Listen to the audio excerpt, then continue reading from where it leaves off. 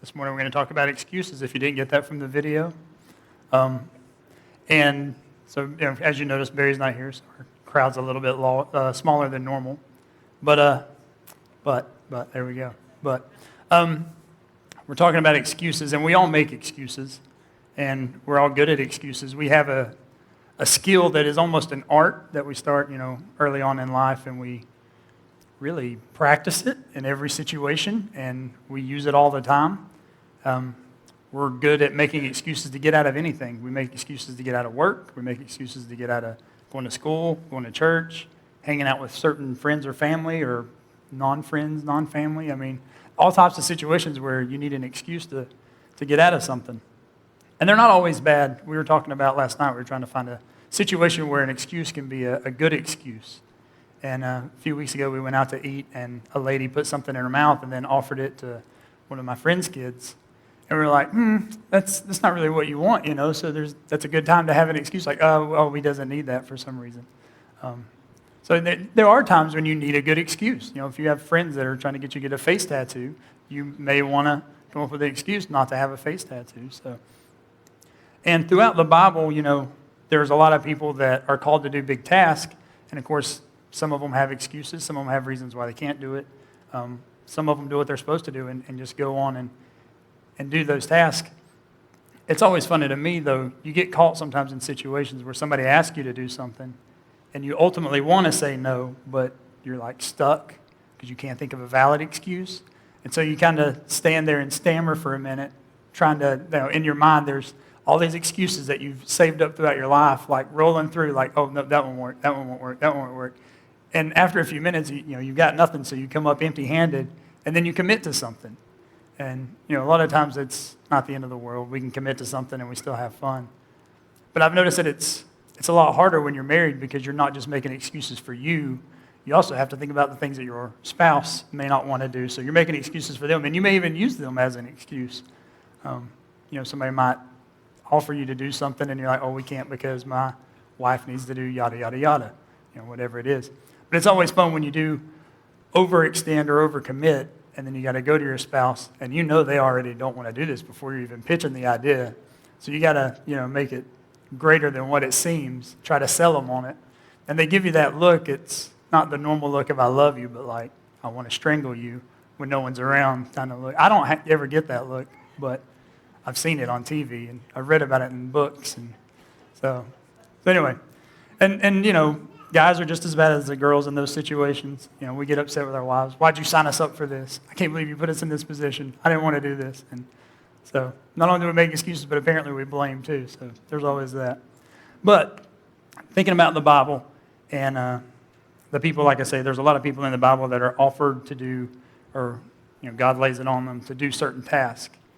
And there's all times, you can flip through the Bible and there's story after story of this happening. And people say that the Bible isn't relevant, and I completely disagree with that because people are still the same.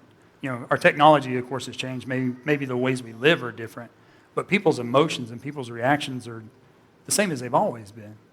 And, you've got, I'm trying to think, you got Noah, that, God comes and he's like, hey, build an ark. That's a perfect time for an excuse. It's never rained before. Why build a boat? But he does what God tells him to do. You got Moses that God comes to and says, hey, I want you to lead these my children out of Egypt. Again, he's wanted in Egypt for murder. It's like, do we really want to go back there? God, I don't want to go back there and get put away, There's other people like Gideon. Gideon was led to lead an army. Again, Gideon, as far as I know, had never been a leader of anything. It's like, Lord, I've got no talent here. What are you talking about? You want me to lead an army? Rahab, she took in the Israelite spies. She could have easily been put to death for that, but, that's a good excuse. I don't really want to die. It's kind of a dangerous position to be put in. But, of course, like I say, throughout the Bible, there's people that are given tasks. Sometimes they make excuses. Sometimes they go through with it. And what we're going to look at this morning is Jeremiah. And we're going to be in Jeremiah chapter 1. And we're going to start in verse 4. We're going to kind of skip around a little bit. And what I want to explain in this is some of these excuses that we'll read are actual excuses that, of course, Jeremiah says. And some of them I kind of see as excuses that if we were put in that position, what we may make. There's even a couple of them. It's almost like God God almost answers a rebuttal before it even happens. And, it's before even Jeremiah can say anything. God's like, hey, we're going to do this and this. But in verse 4, if you're there, it starts out, and, well, I guess I'll probably give a little more context. What's going on here is that God has come to Jeremiah, and he's going to basically tell Jeremiah that he's calling him to be a prophet. And this is a very, very, very difficult task. And if you think about difficult tasks that we all have faced, I mean, how many of us have started like a home project, and you're like, I'm going to tackle this. This is going to be easy. And then you get into it, and you're like, oh, gosh, this is a lot bigger than I thought it was going to be. Maybe I shouldn't have done this. It's a big task. There's tasks, and you think about sometimes you want to get physically back in shape. And you're like, you set a bar, you set a goal, you're like, I'm going to do this. And then day one of exercise, you're like, that's too high of a bar. I can't make it. You're like, pull it back down. Financial situations, you're like, I'm going to get my finances right. So you're going through, you're trying to make a budget, stick to these numbers. Week one of it, you're like, we can't live off these numbers. It's not going to make it, So they're big tasks. They're big, difficult tasks that we have in our lives. We have emotional tasks. We have spiritual tasks, physical tasks. We all face them. But Jeremiah's task was to be a prophet. And his father was a priest. His grandfather was a priest. So he comes from a line of priests. But he's called to be a prophet. And again, a prophet is a difficult task. You may think priest, prophet, whatever, same thing. But really, to kind of lay it out, the priest, I'm sure their job was difficult, but it was not near the calling that a prophet would have. For instance, a priest would be, he would more or less have a manual. I mean, he's got the Bible, of course. He's got the laws that are written down. The whole idea of being a priest, they've got the rules in place, the regulations in place, the systems are in place to be a priest. So every day, he follows the playbook. And, unless something crazy happens, predictably, there's no real issues. Whereas a prophet, he doesn't know from day to day what God's going to call him to do. He may call him to go somewhere he's never been, say something he's never said, do something he's never done. There's just no idea what the calling is going to be every single day. A priest often would work on the outward things. A priest would do, he'd work in the sacrifices, or he would work on the offerings or the rituals of the church. Whereas the prophet typically worked on the internal things. He was trying to speak to people's hearts. He was trying to change their lives, change the direction of what they were doing. So he's much more focused on the inside. A priest's job would also be to protect the past. Like I say, he's got the law that's already written. He's trying to keep that law in place, in line, everything in check there. Whereas a prophet is having to think about what's coming next. What's the present situation that the people are in, or that the country is in, and how does that affect in the future? And so he's having to think about that, and of course, with the help of God, determine what changes to make and how to affect people so that things progress the way that they should. Often a priest would be specific to an area or specific to a tribe. So he becomes a community or a member, and he gets authority or he gets respect in what he does. And so he can speak to people, and they'll listen, and they at least, even if they don't do what he says, they at least give him a certain level of respect. Whereas a prophet, he may come in one day, they've never heard or seen of him, and now he has to prove his authority and prove that, why he's there. And even in that, they may not give him the respect or even listen to what he has to say.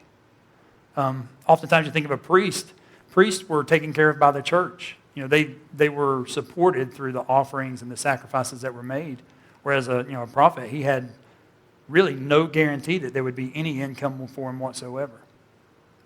And I think lastly, like speaking about priests, they would oftentimes speak to a small congregation or speak to people one-on-one, where a lot of times a prophet would be called to come in and speak to an entire nation or an entire country, or before people that are kings and queens or whatever of those times, people that were high up. So his calling was much tougher than just being a priest. And again, in verse 4, so we're going to start off, God comes in and it says, "Now the word of the Lord came to me, saying, Behold, before I formed you in the womb, I knew you, and before you were born, I consecrated you. I appointed you a prophet to the nations." I think about the word "I knew you" there in verse 5. He says, before I formed you in the womb, I knew you. And what he's speaking to there isn't so much that he just knows Jeremiah, like, oh, I know that guy. He's saying, I know everything about you.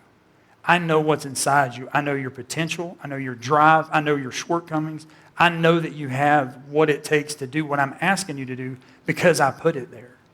That's what God's saying to him. He's like, I know everything there is to know, every detail about who you are. I know you can handle this. That's a whole different meaning than, well, I know that guy. I mean, he knows what Jeremiah can do, what he can't do. And he knows, like I say, where Jeremiah's shortfallings are to how to sync up with that and get his will done. And ultimately, as we think about that, it's God has created all of us for a purpose. That's what he's telling Jeremiah. What is inside you is there because of a purpose that I saw before you were even born, a purpose that you're going to fulfill. And that's the same thing we think about salvation. We call ourselves Christ followers. We're saved for a purpose. There's something that God has for us to do. Now, maybe he hasn't called yet, but there's something for us to do. And oftentimes we get to a point sometimes where I think we look at salvation almost like just church membership. And we go to church and we do what we're supposed to do. But we're not living for that purpose, that greater calling that's beyond our own plans. It's beyond our own entertainment. It's beyond what we want out of life, but it's God's plan. And ultimately, if we can see God's plan, then we can let go of our plans, knowing that he is the creator. He knows what's best. And that's what he's looking for out of Jeremiah here. He even, in the next verse, God kind of answers, I'm sorry, I take that back. But yeah, he wants us to, we go a little bit further here in this in my notes, sorry, getting a little off. But he's calling us to a purpose that he wants us to fulfill. And thinking of this, I don't know the exact way to put this, so I hope that I don't say this wrongly. But sometimes I feel like when God calls us, I don't know if it's something we'd say out loud, but we almost think, well, he's calling us to do his will because he needs me to do his will. But if you really think about it, does God need us to do his will? The creator of the world, he actually needs any one of us. I mean, if he comes to me and asks me to do something, does he really need me to do this? I mean, if he wants to, he can get somebody else. But if he really wants to, if he wants to speak or blink or whatever he wants to do to make it happen, he can make it happen. And it is ultimately to glorify him. But I think he chooses us to benefit us. He chooses us to stretch our faith, to stretch our knowledge in him, and to even just be more obedient into what he's calling, into having trust in him. So while when he comes and he asks us to do something, yes, it is to glorify him, but I think he does that just out of love to benefit us, to use us, to give us a purpose. So it's just something to think about. The very next sentence, which is really Jeremiah's first kickback, his first excuse, says in verse 6, "Then I said, Ah, Lord, behold, I do not know how to speak." He's saying, I don't know how to do this. I'm not trained for this. I'm not equipped for this. I don't have what it takes. A lot of us, we talk all day long. We talk to ourselves. We sing to ourselves in the shower. But then God comes and says, hey, I need you to speak. And you're like, I ain't doing that. And that's kind of where Jeremiah is. Like, he's like, I don't have it. I don't have the talent that you're looking for. And it kills me because it's like, we just don't, as people, sometimes we don't want to get out of our comfort zone and do what God's asking. And in my own personal life, and maybe you can reflect on your own life and see the same, I've found myself in situations that I absolutely hate. I hate the situation that I'm in, whether it be, work or relationship or whatever it is, but it's comfortable. So we don't move from it. We don't do anything to fix it or change it. We just stay in it because we know what is expected of us or what to expect. And we just grind right along. And sometimes it's like somebody just needs to shake you and like, get out of what you're doing and do this. And I mean, that's kind of what, in a sense, God is doing. He's coming along. He's saying, hey, it's time to change. It's time to do something else. This is the calling that you're going to have. And so again, in your own life, don't be afraid of that if God does lay on your heart to do something. Don't think like, I've got to stay right here. This is where I'm at. Sometimes it's good to get out and move away from that. If you go down to, you can roll on down to verse 9 if you want to, but God answers this excuse that Jeremiah gives. And he says, Then the Lord put out his hand and touched my mouth, and the Lord said to me, Behold, I have put my words in your mouth. See, I have set you this day over nations and over kingdoms, to pluck up and to break down, to destroy and to overthrow, to build and to plant. How awesome is God's answer to Jeremiah? Jeremiah's like, I can't do this. And God's like, you can't do this? Boom, you can do this. He like reaches down, touches him, gives him not just words to inspire, but he gives him a gift that empowers him. He now has the words of God.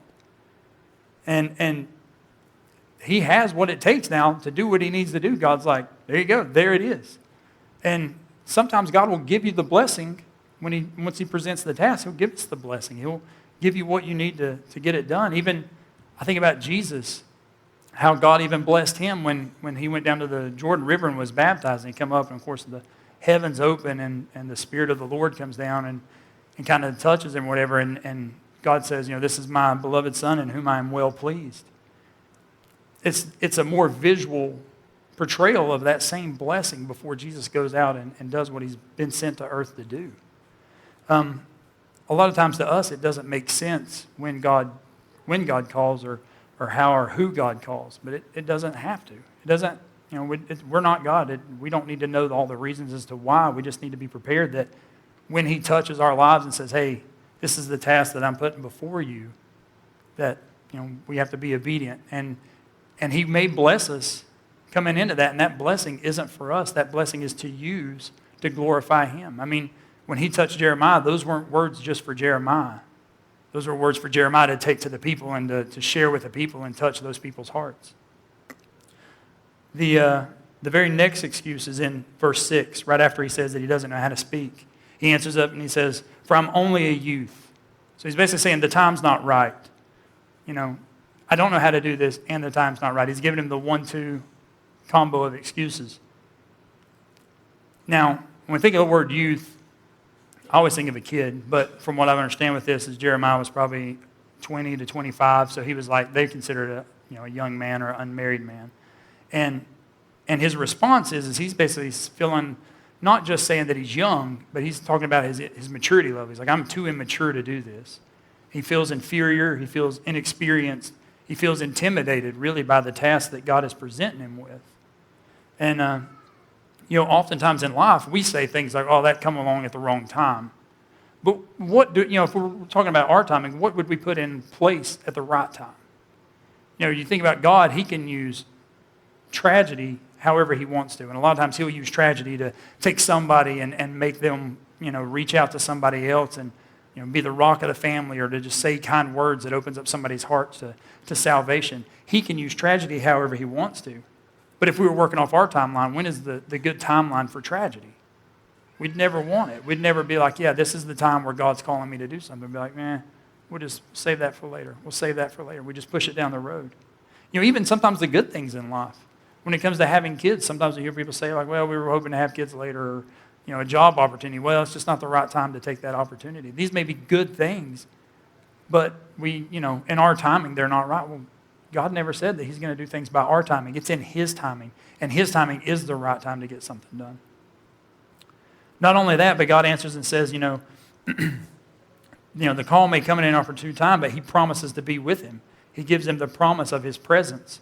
In Jeremiah verse 7 and 8, it says, but the Lord said to me, do not say I am only a youth, for to all whom I send you, you shall go, and whatever I command you, you shall speak. Do not be afraid of them, for I am with you to deliver you, declares the Lord. So God says, hey, I'm going to send you, but I'm going to go with you. He's not just giving Jeremiah a job and then leaving him to figure it out. He's talking about going with him. Now, there's some conditions to that promise. If you read back through that, it says, if you're going to go where I tell you to go, if you'll speak what I tell you to speak, if you'll be unafraid, if you'll be unfearful, then I'll be with you. I'll be present with you. Now, again, thinking about Jesus and how he was present with the Father. He always did what the Father wanted him to do. He always walked with the Father everywhere he went. He was with the Father. And I think about situations in life that are scary. And, whether it's being alone in a scary place or being in, an emotional scary place where something's happened and you don't know how to react, or you don't know what to do or how to handle it or what to think about it. It's terrifying when you're there alone. But sometimes even just having somebody with you makes that situation so much easier to deal with.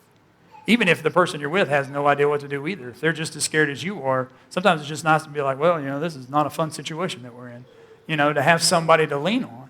But what God is saying is like, I'm going to be there with you. I'm going to be present with you. So not only does he get somebody with him, he gets God, the creator of the world, to go with him. So now he's got someone that's got all the answers. The next excuse that we run into is, again, this is more of an excuse that I think we would have, is that this teaching is dangerous. If you read through the book of Jeremiah, you find that Jeremiah, his message that God gives him to give to the people is not a great message. It's not like an exciting message. He's not throwing pep rallies. He's not announcing deliverance. He's announcing judgment that's coming. And he's announcing to the people that, hey, you're defying the Lord. You're not living the way you're supposed to. Judgment is coming. And we see that in verses 13 and 14. If you scroll down to it says, the word of the Lord came to me a second time, saying, what do you see? And I said, I see a boiling pot facing away from the north. Then the Lord said to me, out of the north disaster shall be let loose upon all the inhabitants of the land. So God's telling him that, some bad things are about to come. This vision of a boiling pot is tilted. The boiling pot, of course, is God's wrath that could spew forth at any point and scald the people of Judah. And what Jeremiah is called to tell people is that if we don't turn away from what we're doing and turn to God, that there is going to be some wrath that's coming. And again, that's not an easy message to tell. People don't want to hear when they're doing something wrong. Sometimes the truth is hard to swallow for people. They don't want to change from the ways that they're living, change the things that they're doing. So they just kind of stay in those situations. You think about Jesus. Jesus came and he taught, he did teach mercy, but he taught judgment. And he taught about grace, but he also taught about punishment. And basically he gave people the truth. The truth is you're not near God and you need to be with God. And it ended up costing him his life. So the message was dangerous, all in all. The promise, though, that God gives here, as he says to Jeremiah, well, basically, is God tells him that, yes, it's going to be dangerous. There is going to be peril. But we have God's promise to prevail. That God's will prevail. He's going to give him strength. And he says that in verse 18. He says, and behold, I make you this day a fortified city, an iron pillar and bronze walls against the whole land, against the kings of Judah, its officials, its priests, and the people of the land. They will fight against you, but they shall not prevail against you, declares the Lord, to deliver you. You think of a fortified city or iron pillars, bronze walls. These are solid, unshakable objects, that reflect God, but also are going to reflect who Jeremiah is going to become. They're going to characterize Jeremiah as he goes through these things. God's saying, you will be attacked, but you will prevail. You will not be overcome. You think about, one-on-one or by ourselves, we are helpless. But with God, we're a majority. If we have God on our side, like I say, that message and that task that he's given us, we will prevail in it. It makes me think of, as I was studying for this, I came across a story that I hadn't really heard before, but I thought really fit this really well. Years ago, back in Roman times, when they had gladiator games and people would fight to the death or fight animals to the death, and the people of that time would fill the stadiums, they'd get excited, and it was a big to-do. But it was really savage and really, really violent and just a hard thing to watch, but people enjoyed doing it. Well, there was a guy, his name was Telemachus, I think is how you say it. And Telemachus was a Syrian monk. And he went to one of these games. And he jumps over the handrail and down into the stadium, like in the middle of this gladiator fight. And he starts more or less preaching to the people. He's like, in God's name, this is wrong and we have to stop this. He's like, this is not the way to live. This is not right. Well, the people get mad that he's interrupting the fight. So they start throwing stuff at him. And even one of the gladiators gets upset and actually stabs him while he's down there on the field. And so this defenseless monk who's jumped down there to tell the people this is wrong, he gets killed right there and falls down and dies. And the story goes is that the people just kind of, there was a silence that fell through the crowd. People began to realize how far they had pushed this barbaric action, this bloodthirsty lifestyle. They were realizing how far they had come and maybe that he was right. And it didn't happen right then. But it says as time went on, as the weeks went on and months went on, people began to go to the games less. And within a few months, the gladiator games just ended completely. And so in that sense, his message prevailed. Yeah, his life didn't. His life did end, but his message prevailed. He stopped what, was hurting and killing people. And that's what God is saying to Jeremiah, is like, if you trust, if you'll do what I'm asking you to do, if you'll stay with me, you will prevail. You will overcome. The people will not overcome you. The next excuse that we do see is, do I have to go now? And a lot of times I think about, like, when I was younger, and not even just younger, just in life in general, where I can feel like God calling me to do something and being hesitant to do it and being like, well, just wait a minute and see what happens. And I hate to even say that I've done that, but in all honesty, I think all of us do. There's things that we probably feel in a spur of a moment, like God leading you to do or say something. You're like, well, just wait a minute and see what goes on. And sometimes those moments pass and we don't do what we're supposed to do. And we can miss what God has, not just for us, but in store for somebody else, that how He's wanting us to bless somebody else. And we totally miss that because we wanted to be hesitant and wait. But in verse 17, God says to Jeremiah, says, but you, dress yourself for work. Arise and say to them everything that I command you. He's telling Jeremiah, it's time to go. Get up. We got work to do. Get out there and get it done. I mean, he's basically saying, it's time to roll up your sleeves. It's time to act. And when God says that, the only real response that we should have is immediate obedience. I mean, again, we talk about Jesus and how he lived his life and how, when God called him to do something, he was doing it. He was doing the will of the Father every day. And he wasn't questioning it. He wasn't turning away from it. He was doing what God was calling him to do every day. But even God makes, in a sense, a promise to this. And the promise here is a little bit tough. As God tells him to do these things, he commands him to get up and go do it. He says in verse, I guess it's 17 as well, he says, do not be intimidated by them, or I will cause you to cower before them. And that's kind of tough to swallow. God's saying, if you don't believe in me, if you don't trust in me, if your fear overtakes you enough, then I will allow them to cower you in fear, to you to basically fall in fear before them, to make it worse, to basically let them have at it. That's kind of a scary thought, because you think, okay, well, yeah, he's calling them to do this. It could be tough, but now he's calling them to not be afraid of it at all. And that's where we're supposed to be, is to not be afraid of anything that we face when God calls us. It is so easy to make an excuse and be like, I'm not going to, but we have to be unafraid to face whatever it is he's calling us to do when he's calling us to do it. And so that's just about all I have, but I want you to think about it this morning as we're kind of closing out. What has God called you to do? And maybe you're sitting here and you're like, there's really nothing right now that I feel like God's calling me to do.